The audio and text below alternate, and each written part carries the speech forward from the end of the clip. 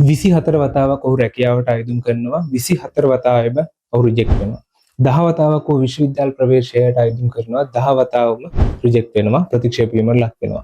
ඒ වගේම ඔහුගේ පළවෙනි ව්‍යාපාරය ආරම්භ කරනවා, අසාර්ථක වෙනවා, බිඳ වැටෙනවා. ඔයාට ඇහුණා හරි.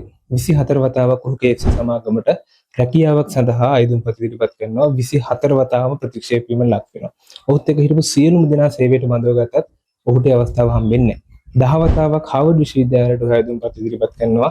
10 වතාවම රිජෙක්ට් වෙනවා. ඒ වගේම පළවෙනි ව්‍යාපාරය චයිනීස් yellow pages ආරම්භ කරනවා, අසාර්ථක වෙනවා, බිඳ වැටෙනවා. සමාජයේම ඔහුට උසුළු විසුළු කරන්න පටන් ගන්නවා, hina වෙනවා, අදක්ෂයෙක් විදිහට, දුර්වලයෙක් විදිහට අංගොඩු ගැසෙනවා. නමුත් ලෝකේ වෙනස් කරනවා. 1999 ලෝකෙම වෙනස් වෙන සන්නාම ව්‍යාපෘතිය පටන් ගන්නවා අලිබබා සමූහ ව්‍යාපාරය.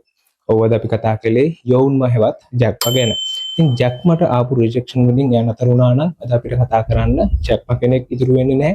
ඒ වගේම තමයි අලිබබා සමූහ ව්‍යාපාරය ආරම්භ වෙන්නේ නැහැ. ඉතින් පළවෙනි රිජෙක්ෂන් එකෙන් ඔයාගේ ගේම් එක නවත්තනවා නම්, පළවෙනි රිජෙක්ෂන් එකෙන්ම මේ ගේම් එක අතාරිනවා නම් හිතලා බලන්න.